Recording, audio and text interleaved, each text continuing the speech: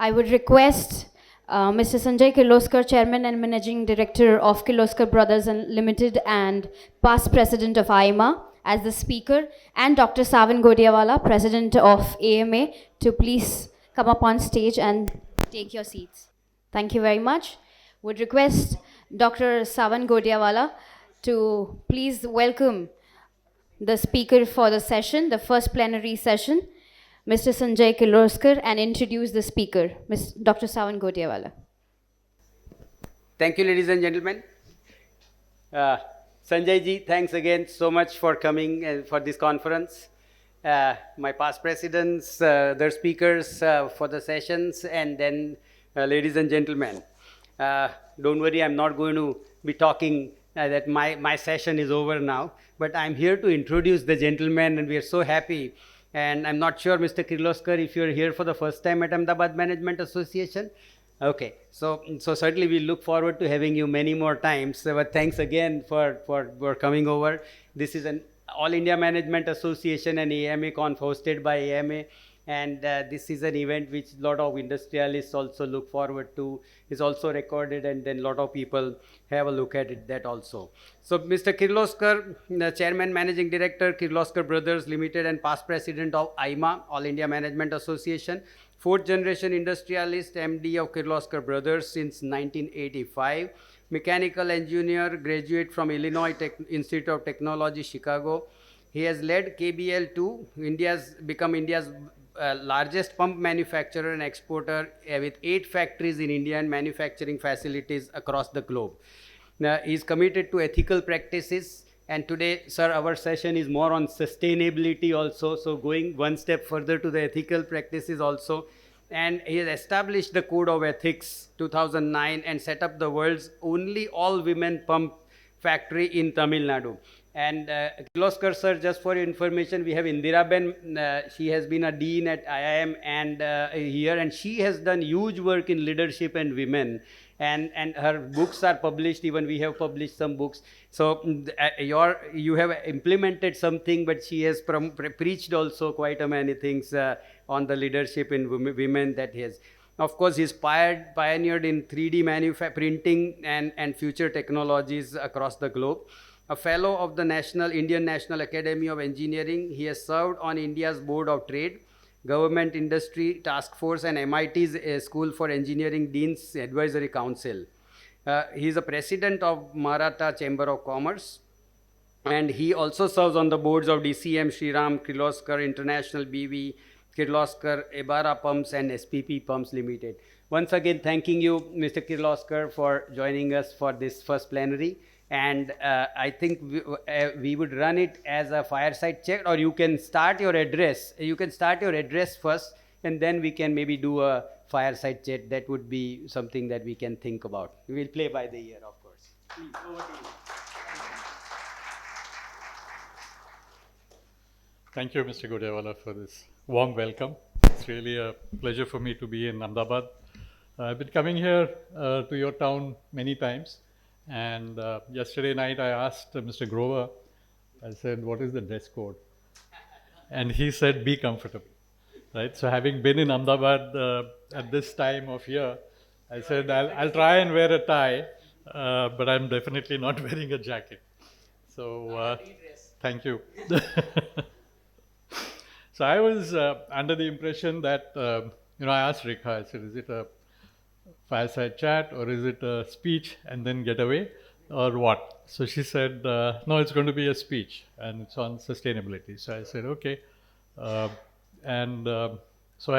I prepared a speech on sustainability, which is more about what we do, but we can have that fireside chat as long as you want. My flight is at 2. So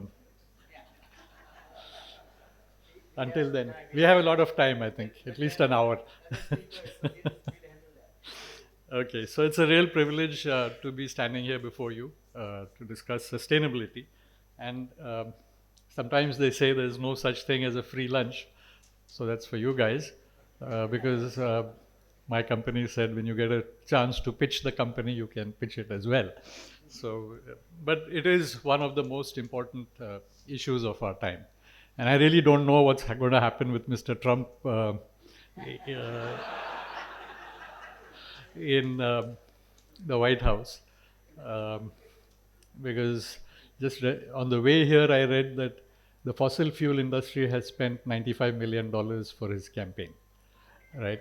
Um, so, for all of us who talk about sustainability, green, etc., I think we need to look at it from a different point of view, which is waste reduction, efficiency improvement, because that's how actually, as a company, we started in 1989.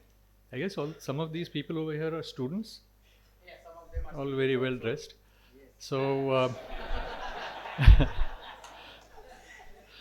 in 1989, we were not doing very well, and so he said, how do you make money? And waste reduction, energy efficiency improvements, and that's how really our journey on sustainability started.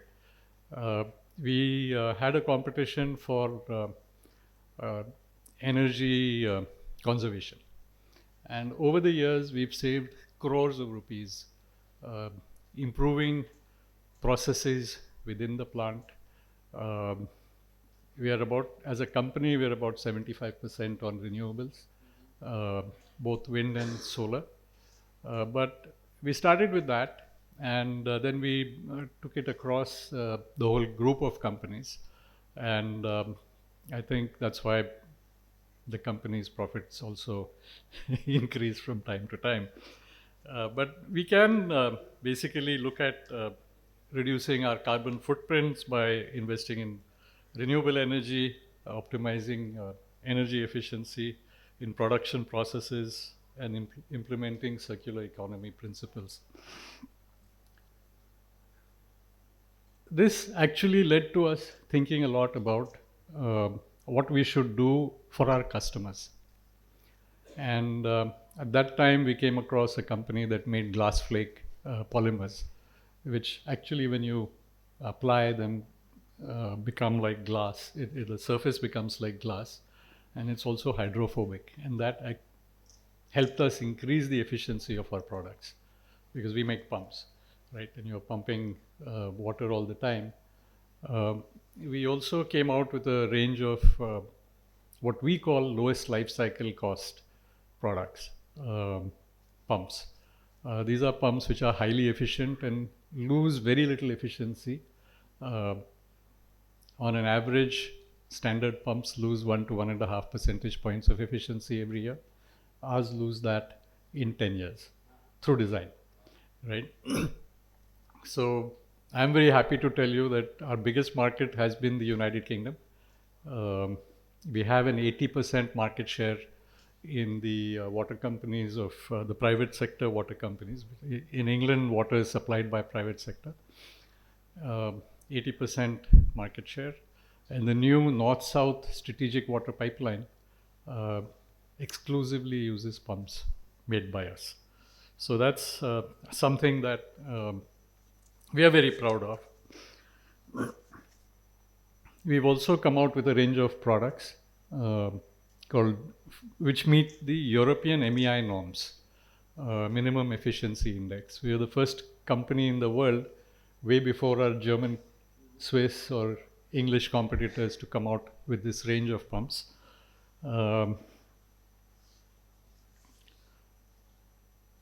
Another item that we brought out is our IoT device.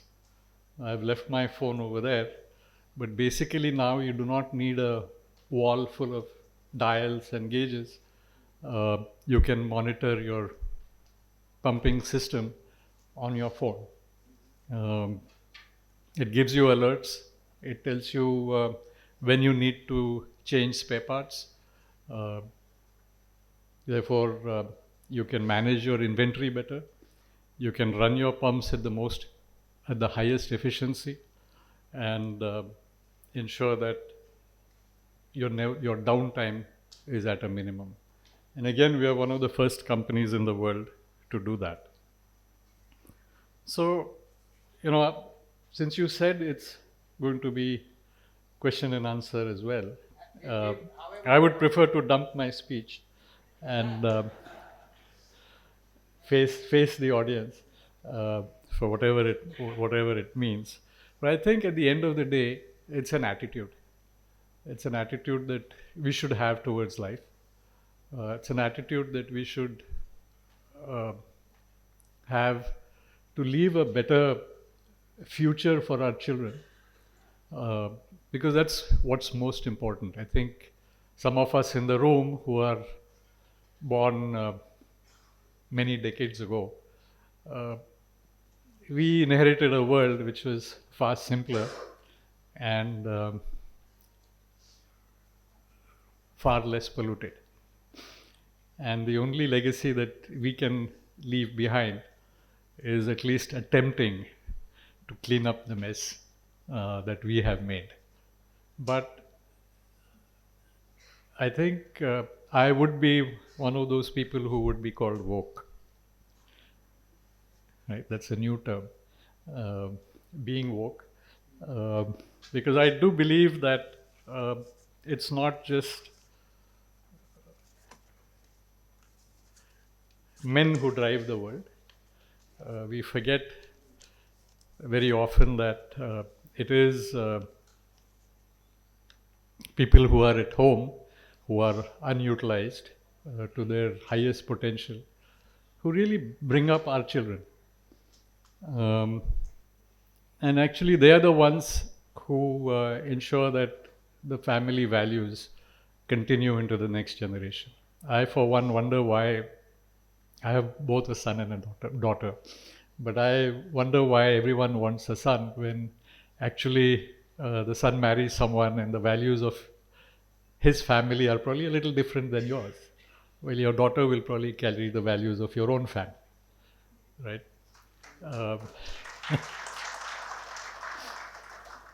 We have this family, not the family, the factory in Kaniyur. So my daughter was coming into business, right? She runs most of our Indian facilities now, which is why I can come to places like this. And I said, now what do we do to ensure that, because she said, can I come back and work? And I had to say that, yeah, you can come back and work, because she's a biology and a mathematics major who designed a vaccine for dengue, which when she was at the Koch Institute in Cambridge, Massachusetts. So he said, let's try out a factory which is all women, right? And once we thought of that, we realized that the kind of pumps that we were going to make in this plant were all very small pumps, which go into homes. Decision maker is a woman, right, usually. The one who's going to use the product or who's going to be affected most if that product doesn't work is also a woman. So we said, let's go ahead and see what happens if we have an all-women factory. And today, other than the security guard, everyone in that factory, save 3 salespeople, I don't know why we have 3 salesmen sitting in the plant, but we have 3 salesmen sitting in the plant. The rest of the plant is all female. They make 1 pump every 17 seconds on one line, which is Limca Book of World Records. It finds a mention in that book. What I realized, having worked for the last 4 decades, because all our plants are old, they're full of men. Men gossip. Right? When the tea time comes, they all gather, they want to chit chat. And these women actually they just pick up their cup of tea, drink it, and get back to work. Right? Which I find extremely admirable. I don't know if I would have done that, but this is something that's very important. And once you say that you want to leave the world behind a better place after you, then you want to do things which are really different. The plants have to be green, not just the processes, but they have to look good, they have to look clean, they have to be full of local plants. So when we decided that we were going to build a new office, it was the first platinum rated office in Western India. That's the only way I can add Gujarat to the list. Uh, it is, and I learned a lot thanks to Mr. Jamshed Godrej, who asked me to be head of the Water Management Council at the Sorabji Godrej Green Business Center in Hyderabad. We said, let's do that. And it changes everything that you want to think of. When you look at a company and you want it to survive, now, I say many times that my only claim to fame is that I haven't taken this 100-plus-year-old company into bankruptcy, right? Despite my best attempts. Because I did once almost take it there, going in the wrong line of business. But then you automatically think of, rather than what is what makes it big, you think of what makes it strong, what makes it long lasting. Therefore, the kind of board members that you have, they have to be people who are going to put you in your place, right? They can't be yes men. The kind of senior leadership that you have to have must be people who can question you, not say yes sir to whatever you put out. And those are some of the things that I have learned. And one lesson that I learned also for companies is that top line is vanity, bottom line is sanity, and cash flow is reality, right? Um, so, don't worry about whether the company's revenues increase by double digits. See how much money you have in the bank, because that's what's going to help you grow, right? And that brings its own problems, because then the board members start asking, the return that you're getting on that is very low. What are you going to do with it? So anyway, but that's life. I think we have to ensure that the next generation lives much better than we do. We have to ensure that they have a better future than we do. And it's not just in the country, but in your companies as well. So with that, I'll stop and take any questions that can come from the audience and try my best to answer them. But I'd really like to thank you and AIMA for calling me here today. I have been coming to Ahmedabad, like I said. I used to come here more often when we did a large project on the Narmada Canal, Saurashtra branch. But now that we have a plant and my daughter has to run around, I don't come that often. Thank you very much.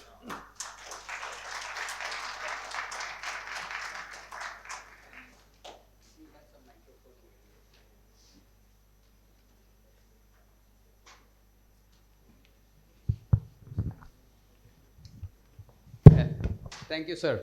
I think that nutshell of your speech gave so many ideas, and then maybe I have a lot of questions coming out of your speech only. And I could see that you're the best of the profitable, best of the efficient pumps. You have the best of the innovation that is happening. You've been pioneers, you said, in IoT on mobile phone, that you monitor your pumps. Now, the question that comes to me here is, when you are innovating, there's a huge amount of two things. One, risk that you take when you do the R&D, and time and money that you spent in doing the R&D. And do you look at the global factors? One, that whether you are in the game as that pioneers that you want to be, and where what happens to the sustainability in terms of the environment part, if at all, and is that all R&D happening in an environment conscious fashion? So, but point is becoming pioneer in the area that you are, where the advanced countries and the grandfoes of the world do something worthwhile that we have been knowing about, and then you are still taking one notch above. So how do you, would you, give us and the people an idea about when you have to, push your capital, resources, and naturally not at the cost of sustainability? Thank you. Kirloskar Brothers, like I said, was established in 1888. And right from the beginning, it's made products for the first time in India, right? So we were the manufacturers of the first pumps in India, the first diesel engines in India, first electric motors in India, first machine tools in India, first compressors in India, everything in engineering though. And so that attitude of being needing to do something different is there, I think, in the DNA of the company. This company is not in any big town. It's actually in a village in Maharashtra, in Sangli district, surrounded by sugarcane factories and vineyards. That area is known for the best grapes, we believe. Not Nasik, but Sangli. And so right from the beginning, we have been a company that has been coming out with new products. We also are a multinational company. So with plants in America, UK, Netherlands, South Africa, and Thailand, we have to be able to compete with the best in the world. We have no choice. And in many parts of the world, we get orders against companies to whom we lose orders in India. For example. Wow. It's a good problem maybe to have. No, it's not a good problem to have. The other problem that we have sometimes is many public sector organizations ask us, where is your proven track record? Right? So when we made the first API steam turbines in India, EIL, I hope they're not listening, but it's true. EIL said, we can't buy your machines because you don't have proven track record. Who bought them? Saudi Aramco, our first customer, right? So, but you have to keep trying. If Indian companies want to make an impact on the world, then we have to keep trying. And one thing that I'm monitoring is our global market share, which is at 1.5% of the world market. Is our global market share. And we have to see how we keep on increasing. We don't want to be a big fish in a small pond. We want to be a big fish in a bigger pond, right? And for that, you need to do all kinds of innovation, all kinds of technology upgradation. So you were one of the first companies because we do use, we start out with the casting.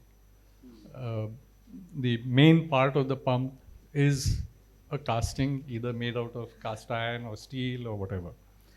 And we were one of the first in the world to implement 3D methods for making castings, right? So we make 3D molds, therefore eliminating the need for pattern equipment. Following that with highly efficient furnaces to make the metal and efficient processes to machine the casting.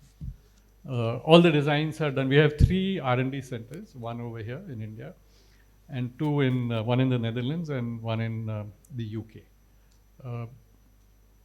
If you ask me what is the environmentally friendly thing that you have done, then I'm very proud that our company in the Netherlands has written now the European standard. It became the Dutch standard, then adopted by UK, which is not in Europe. It's now the European standard for fish-friendly pumps. So the rule is that 100 eels are like snakes, should pass through the pump, and 3 days later, they should be alive, right? Because it's not just not getting cut up, but also their internal organs should not be damaged. So we're one of the first ones in the world to make such pumps, which are environmentally friendly. I already talked about our lowest life cycle cost pumps, the other pumps that meet European standards before European companies. But I think more and more Indian companies will have to look at what is happening all around the world in their industries. Like you have green steel, which I think Tatas have come out with already. All of that needs to be done. If we want to be a global player, if we want to be an important player, and I'm saying that, if you look at Mr. Trump, I've already brought that up. You're on your own. And it was, I think, Lord Palmerston who first said in the British Parliament that there are no eternal enemies and no perpetual friends. There are only perpetual interests. And I think we should not be happy when some foreigner smiles at us. I think he's seeing that opportunity to make money, not to help you, right? And the sooner we do that, I think the better it will be. Sir, when your pump efficiency is better than the average pumps or better than even the good pumps, itself is a huge, environment impact when the users use this and save that little electricity or pump out more water or whichever fluid it pumps out. Yeah. So, is there any way that you do that impact analysis that millions of pump efficiency by 0.5% better, and then that efficiency converts into how much of carbon credits you are saving in the world? Because that would be the one that you mentioned, that you are so sustainable conscious in doing your operations, your production, but at the same time a huge impact you're making for people also who are using your pumps, whether it is household up to the industries, right? So is there some such math also that pumps industry or any such industry does, which will be important for the climate change guys to notice that yes, this should be the standards, and based on which of course your Netherlands standards etc would also have come up? Pumps consume something like 15 to 24% of energy that is generated around the world. We don't realize it, but there's pumps running, ensuring that when you turn on the tap over here, water comes out almost immediately. So it's either the city water supply, or maybe you have a pump over here, or maybe you have a hydropneumatic system. But like I said, our idea was, when it is accepted globally that pumps lose 1 to 1.5 percentage points of efficiency every year, how do you reduce that, right? When we introduced these lowest life cycle cost pumps in the UK and in India, it's very difficult to sell them in India because they're 30% more expensive. But we were able to convince the Delhi Jal Board to buy them, and we gave them a guarantee that you will find no change in efficiency in the first 5 years. So, and we said you don't have to pay us. Afterwards, if you find that the efficiency has dropped. The efficiency did not drop. Then a certain gentleman became Chief Minister of Delhi, who was quite upset that only one company seemed to be getting the orders from Delhi Jal Board. And he ordered an audit. And he found that the pumps were still performing better than what had been committed, right? So one thing is that pumps are going to lose efficiency every year, and when you understand that they run 24/7, it's a huge amount of energy loss. And some of these pumps that work in towns are 800 horsepower, 1000 horsepower, running around the clock, right? Because someone or somewhere needs the water. Everything. So our job as a manufacturer is to ensure that we deliver products that are highly efficient and stay efficient for a long period of time. But I can see a huge amount of that passion when you are speaking everything about what you are doing, what you are contributing, and in the right sense to the world also. So, and you mentioned something like that DNA of the organization, that you have this innovation that you're looking at, or sustainability, or front running innovations, etc. Does this come as a cost? So when you are doing some things first, then there's a huge cost and huge capex. When you're doing a 3D initially versus your competitors not doing that 3D, you're doing at the second level also your castings and that all. So and you mentioned the vanity, sanity, and the reality part, because it will suck away a lot of your reality when you're doing your capex versus the top line, bottom line at all. So, how do you, as an industrialist, look at it that this is a need and this will convert into a longer term? Naturally, long term, everybody knows that this is a no brainer. Long term, you make a lot of money, but that initial decisions are the difficult decisions. As management, how do you give guidance, advice to the industrialist to jump into that decisions? Business is taking a risk, right? Yeah. And I think Ahmedabad was possibly the first town in India that, other than Calcutta, but I wouldn't give Calcutta too much credit. But you had so many business leaders over here, and you continue to have, who take huge risks, right? And if you succeed, you'll succeed. If you fail, there's a lot of learning in that, right? A lot of experience. People get a lot of experience. You gain a lot even through failures. I think in our country, failure is looked at as something to be ashamed of. But I don't think so. There's been many people who are wildly successful today who've had a lot of failures in life. And I think our attitudes, maybe in our country, need to change more. We in the company say you take risks, there's no problem. Just don't make the same mistake twice. Learn from your mistake and let's move on. So, as they say, failure is an event, failure is not a person.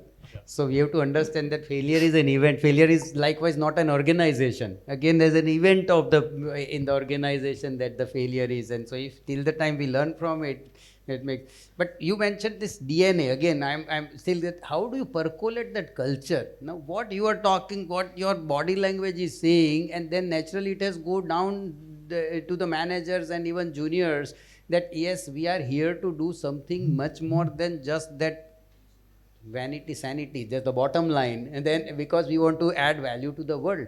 So is there any mechanism in terms of a strategic plan that you communicate with your people on these aspects of longer term innovation, longer term sustainability, caring for the world, and naturally giving it back to the next generation? You'd say that we living for the next generation, and so important to keep it in mind when you're doing any action or activity in the organization. So is there any structured program, or it has come as a DNA only and thus it is flowing?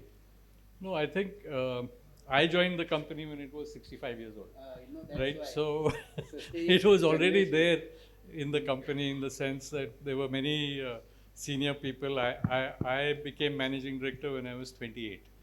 And I was very lucky that people accepted it, professionals accepted it that time, thanks to my grandfather. But there were, and there were and there are many individuals in the organization who are passionate in their belief in the organization and passionate in their belief that we can do something far better. And I think when you grow up, because this is the mother plant of the company, actually is the mother plant of the entire group. And if all our new engineers are trained over there, and they come up through the ranks from that plant. So they have that within themselves. And then when you talk to them and when you meet them and you tell them that this is where we are and this is where we want to go, and these are the company's plans, because we have a 5-year plan all the time, a rolling 5-year plan, which is a continuous plan to take, which is reviewed every year, I think, like most companies. But with that, and as people keep changing, or generations of people come in, I think that's how it gets built into that individual. So it is more like a way of working which is making a culture, way of life that is converting into a culture, and people coming in, because you are a multinational and still you are in that culture still that you retain from the family values. So that is something which is not easy for a lot of organizations that we see when they keep growing and they become bigger. They have people coming from varied background, and then it becomes that yes, now it is only to stick to my role, my responsibility, and my bottom line in KRAs. So, but that's happy that KRA those here have to be aligned with the company. KRAs also here are aligned with the culture, to I be. would say, and the aspects of what you need to take care in terms of word in takes care of course, not at the cost of the balance sheet for sure. No, but like you mentioned when you were talking and giving my introduction, there are many things in the company like that we do. Like we have a code of ethics, which we introduced in 2007 when we brought up, when we came out with the American plant and the British came out with their anti-bribery legislation. We said that if we are going to be a real multinational, then everyone has to behave in a certain manner. And we ensure that every year there's certain things that all of us have to go through. And one is passing that, we have an examination on ethics, right? And every year we just want to reinforce that part. And unless you get 100 out of 100, you are not going to get an increment or a promotion kind of thing. And so there are other such things that are in place in the company to ensure that the culture stays the same. So I'm little, interested in knowing as that while you are the author of maybe this I'm code not of the ethics, author. or maybe you have also inherited it. Yeah. In it, that would Mr. Sanjay Kirloskar also appear for that exam? Yeah, there's no choice. Yes, sir. So that's the whole culture. So this is fabulous. Right at the top, then the CMD also is appraised maybe, and that. So that's because we have seen a lot of that L&D rolled out, learning happening, minimum hours for everybody before appraisal happens, and then the exams are taken or the skill set is seen. But the top management is not bothered. They have done 0 hours, even though their KRAs might be speaking. But in your case, that applies even to the topmost management. We are role models, right? Absolutely. Every leader, lead by whatever example. position he is at, is a role model. Certainly. And people are watching you all the time. Yes. And if they don't see you living the standards that you want the organization to follow, then most people will say this is just a fact. In the organization also it works like what happens at the child, that they do what you do, they don't do what you say. So that's very important that you walk the talk, and then that's how.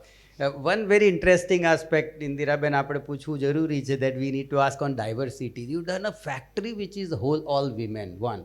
Two, I was in a conference also, some very senior speaker was saying that it is not about women in management, it is about women-led management also, that we will have to now look into that, how women lead management. So here in the factory there would be several leaders naturally at every level. So was that a concept that you were experimenting, or was there some survey that you did, or was that the picking of that leaders in the diversity that's one aspect of the factory. Another related question is, how much is the women role in otherwise offices, admin, and other management roles? So in the factory, basically we said if this product is going to be used by women, then let's have a factory which is full of women. But we had at the second level, that's vice president level, which is the highest management level in our company, we had a woman who ran finance and legal in the 1990s, when way before I think most companies did. And today the head of HR in our company is a lady, and many other women are there in senior management. So I mean, I don't see why we feel they run the home so well. Of course. Right? All our homes so well, number one. Number two, we are trying to implement what we call TPQM in the factory, right? You talk about 5S. Everything clean, spick and span, everything in its place. And you just think of your home, and you look at how our wives run the kitchen and efficiently produce meals. Our factories are kitchens, really, right? And sometimes we say that, bring these people's wives into the factory so that they can slap them around when they reach home and clean up their workplace, right? Because everything at home in the kitchen is in the right place. Everything is clean. There is not, and factories have to be like that. Yes. Right? So I think women will probably be better managers. They are the multitaskers. The Multitaskers. home is a huge amount I'm of not activities. saying that just because there's so many women. In this room. I believe in that. Certainly. I'll open up for the questions. Maybe I'll ask a question or two. In that meantime, you can also have questions. But certainly, women multitasking, women very conscious about the way and the time that they work. But one point that I'm still trying to digest, you mentioned, is that they don't gossip during the tea time. Maybe. Maybe at home they do, but not in the plant. Agreed. Very conscientious. Certainly. So, very interesting. Now, one aspect that I want to, you mentioned platinum rated office also that you, way back that you, so it is given that the whole culture of the place is sustainability. But climate change, now so many things are happening, whether at, at all protocols, starting from Montreal to then Davos and then everywhere, that people burn a lot of fossil fuel to talk about climate change that happens all over the world. But then climate change initiatives or climate threat, as we call it, that we are seeing in the newspaper, do you have any management decisions wherein you also look at that these are the threats that are happening, or you ignore them and you say no, we will not look at 2050 as a net zero, we rather do our own homework and do it sooner if we can do, and not just because there is a regulation which may come up at 2050. So is this independent, or that also is a discussion point at times when you do a sustainability based decision making in the organization? So when I was up there, I said I would be considered to be woke, right? So I firmly believe that regardless of what other people think, that we have caused climate change, because for so many years we didn't have this problem, and with a lot of industrialization and possibly contribution by my own company, since we have a foundry and a machine shop, the world has been changing, and we do look at what needs to be done. So we have a target a little earlier than India, because when you look at scope 1, scope 2 emissions, we can control it. Scope 3 is where we can't, and but we are trying to work towards. This might be a controversial statement over here, but we also make pumps for the nuclear industry. And I don't know how many people in the room know, but if you just go to Google and ask, something like 100,000 people in India die prematurely because of fossil fuel power plants. And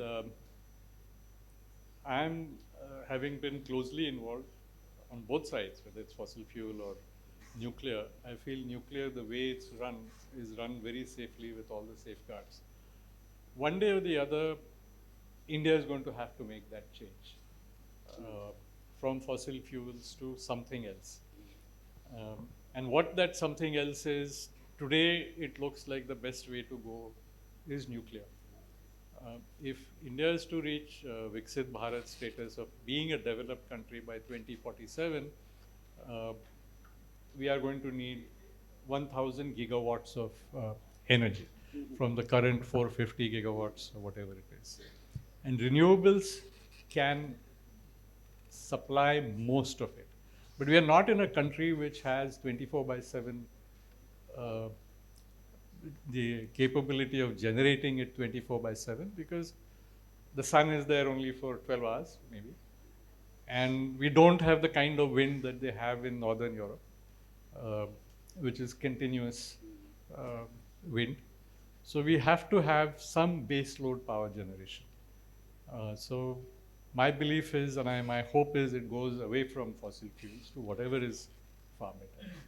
So until that, I think scope 3, Richard, you can correct me, but scope 3, I don't think we will be able to do. Scope 1 and scope 2 is what most Indian companies are trying to ensure they can bring under control.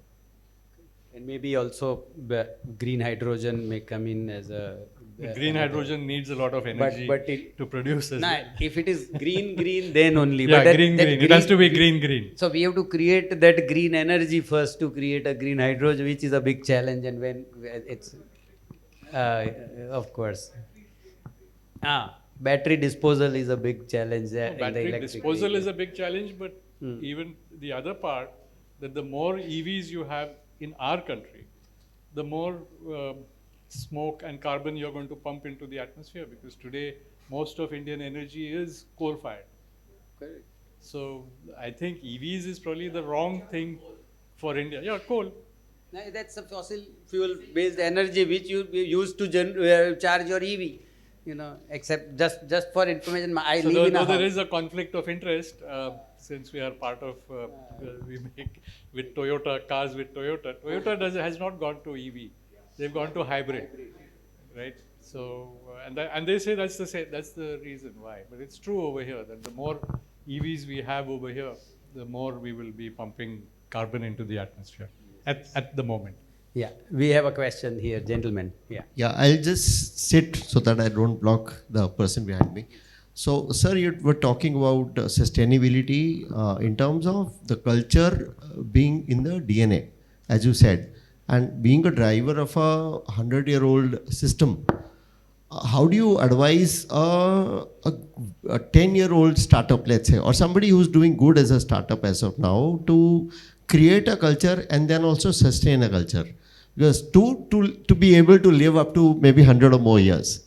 So that's a problem. Today, driving a culture to hey difficult. Even to create a culture is also very difficult. So what is your advice to a startup to become a company like yours? I wouldn't say that you want to be like us, but I think finally it's up to the leadership, right? If you're the leader, you have to set the tone and you have to ensure that the right messages are given, whether orally or through action. If you are committed to sustainability, there is no choice but to live it. Yeah.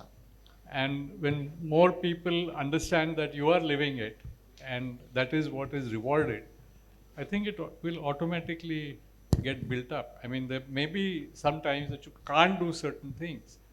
That's fine. You keep that in mind, and the next time you improve.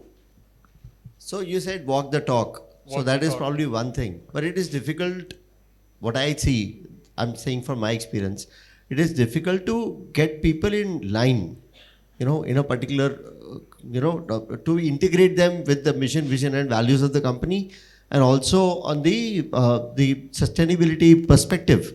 Somehow that perspective just doesn't come in. So how would your company have done it, is the point. No, but then I'm sorry to be rude, but then they don't belong to your company if you can't. They're in the wrong place. Or you have the wrong people.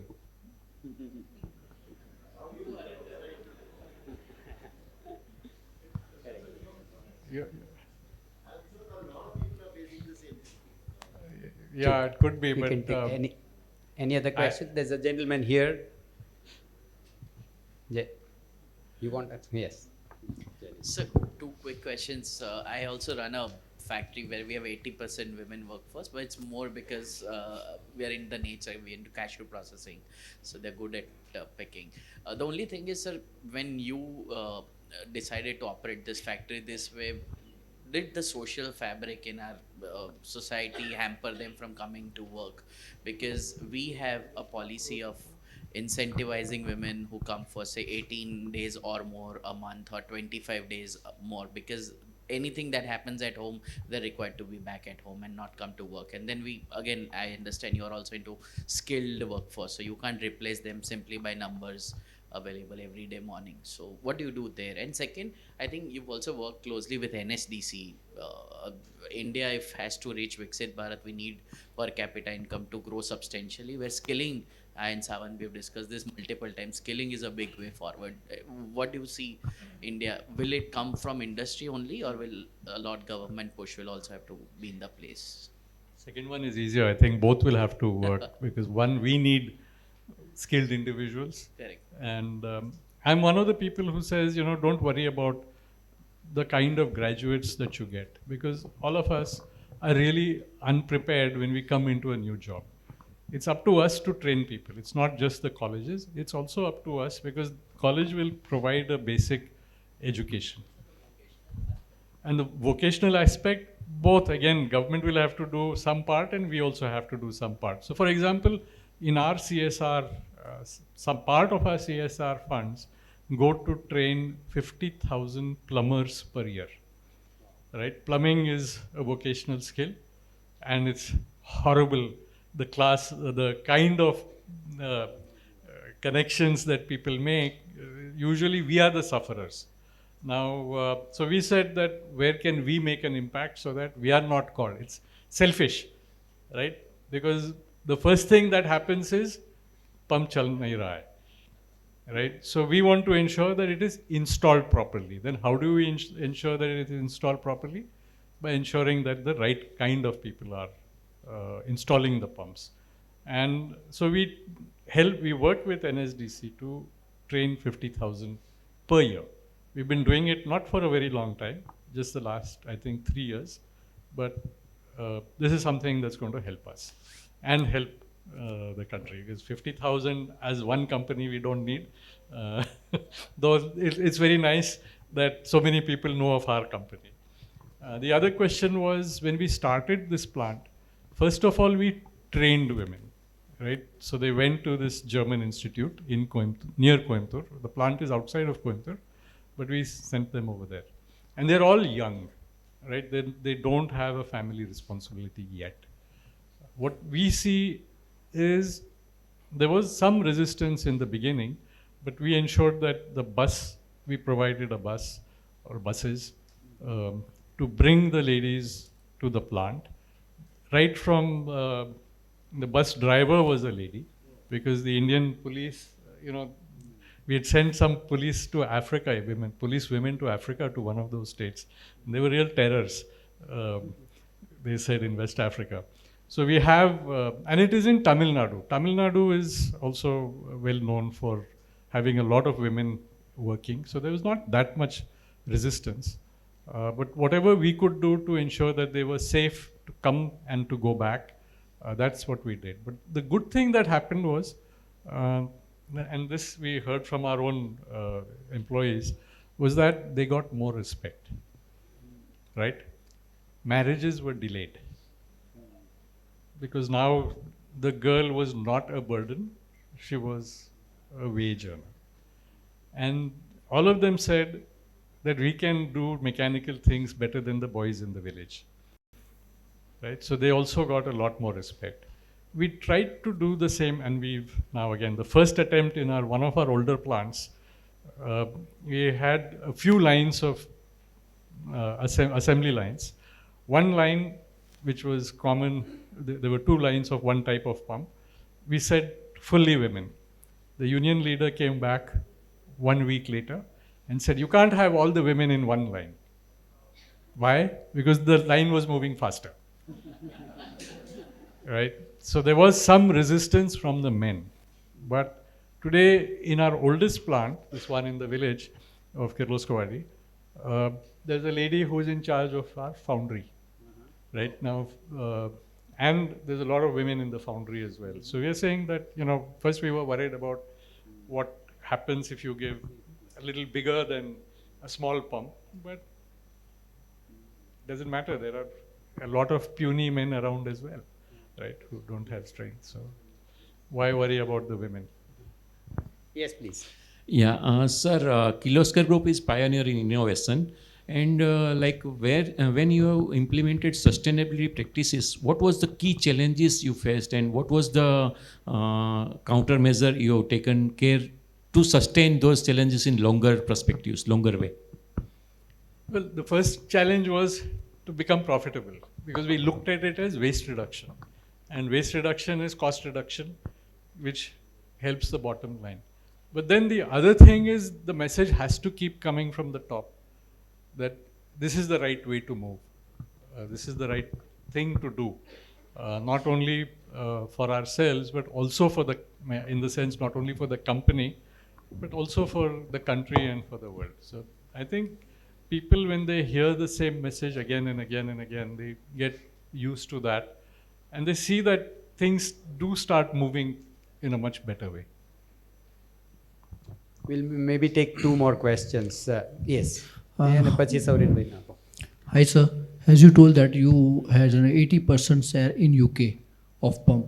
How do you see a Chinese player or China to be a competition to a Kirloskar group in next 5 years or next 10 years? When they learn to speak English, which is understandable. I'm sorry, I'm being... and as an Indian, I think I'm the wrong person to say this, because I don't know if you saw when Modi ji went to Washington and they were sitting in that, in the White House. And if you watch late night comedy shows in America, which come from America, on the Daily Show, they said that this is the first time they have seen that there is no language translator. There is an accent translator, right?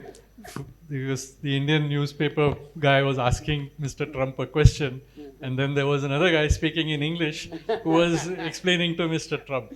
So, but that is one of the challenges that they have. They can do things very well when it's mass production, is what we see. And we see Chinese competition only in the very small pumps which are made in millions. In the large pumps, which are larger pumps, where there is some technical aspect involved, I think not capability, but language skills are what keeps them behind. Sir, one more. And we don't see the Chinese in Britain. Yeah. Now, tomorrow if they buy a British company, we will see them. Yeah. But okay. today we don't And see them. What about the Or cost difference? anywhere in Europe. We see them mainly in Africa and in Southeast Asia. And what is the cost difference which is manufactured in India and manufactured in China? I have no idea. No. I've never been to China, and I was explaining to the person who received me at the airport that I will not buy from China at all. They've bought- Sir, and we believe if you Sorry, if we just a minute. put in that Lady. effort, we can make it cheaper in India. With the same, or better quality also. Yes, the best quality that you're doing. Sir, I have a very simple question. I'm curious to know why those three men are as a salesperson. Do you think women are not a good salesperson? Question coming from a lady. Do Yes. you think the women are not good at sales, or you want to keep the environment more productive by keeping those three men around? Less productive. No, we have women in the sales force as well, and more engineers in the sales force. But these guys are dealing they are coordinating with a lot of our dealers and distributors. And therefore, and our dealers and distributors are in villages, towns, and cities. So we just felt that it would be better to have men. But I'm sure that we will have women over there also. Thank you so much. Yes. Savan bhai.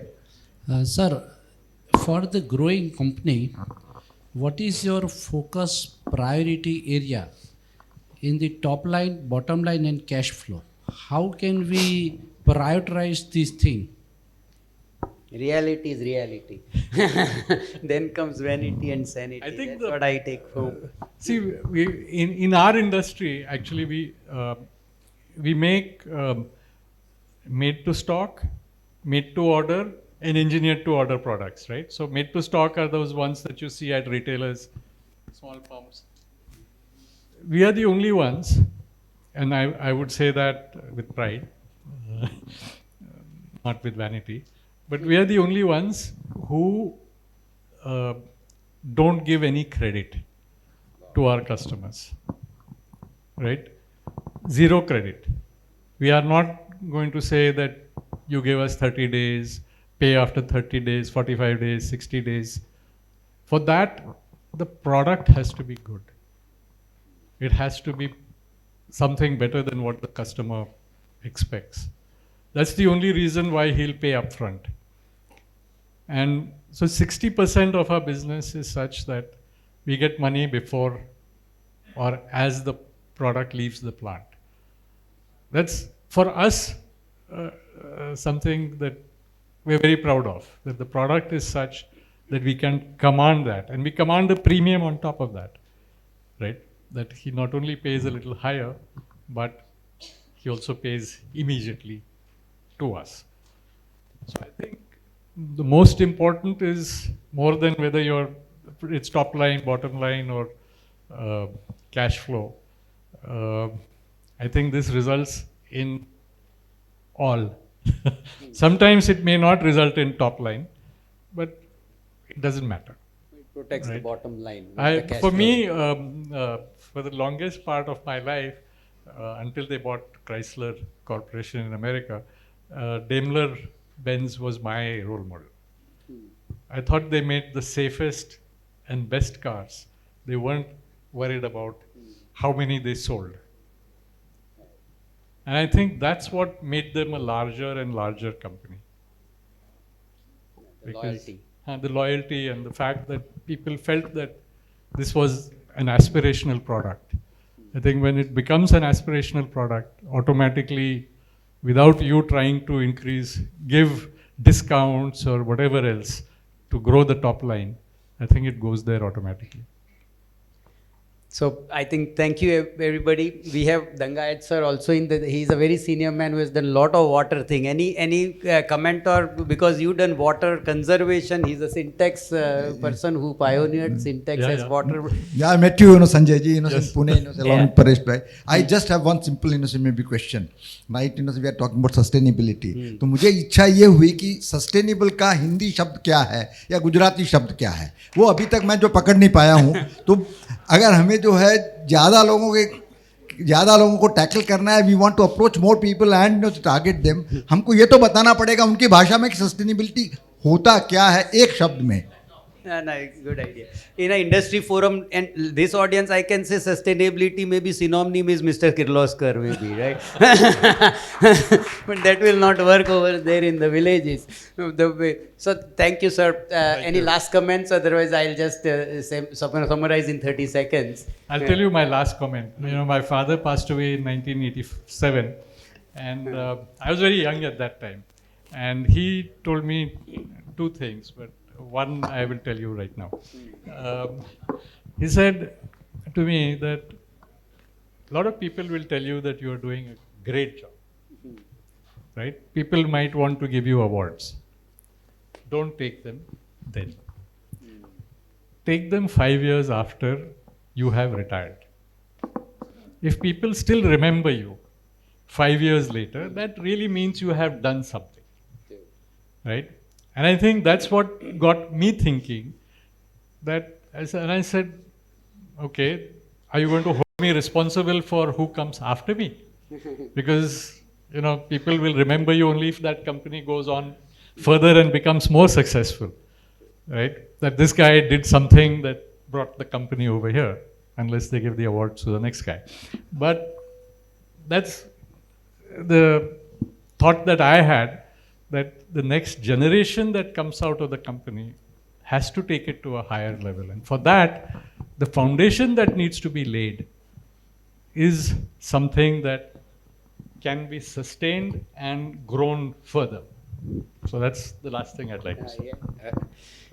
Correct. Awards are not something that you receive, it is something that you give, that you receive it for, right? So fabulous, sir. Thank you so much. So much of passion, so much of reason, so much of purpose that we can see in what you are saying. A 100-year-old company or more than 100 years still energized as if it's a startup. That you're driving it so well with so much of innovation, culture, R&D, pioneering in so many things, and then to add to the story, the diversity that you created. So this is something which certainly is a role model, and thank you so much for your insights today. Very happy to have this first plenary with you, and certainly I feel much privileged to be sitting with you doing this discussion. Thank you so much, sir. Thank you. Over to you. Thank you. Thank you so much. It is so wonderful to listen to the pioneer of a 100-year-old company or more than that, and Sir, your humbleness, your simplicity definitely awed the whole audience. And he was the one who started with that why it's not men who actually drives the world, but also acknowledging people at home who is building the future and sitting there and thanking him to acknowledge this on International Women's Day, which is happening tomorrow. So he definitely shared a lot of insights on conserving resources, promoting eco-friendly habits, and I guess Mr. Kirloskar and Kirloskar Brothers Limited are a perfect example of one quote that be a part of solution and not a part of pollution. So thank you so much. Let's work together so that we can create a more sustainable future. And I would request Dr. Savan Godiawala to please felicitate the speaker for first plenary session, Mr. Sanjay Kirloskar. Thank you for your time.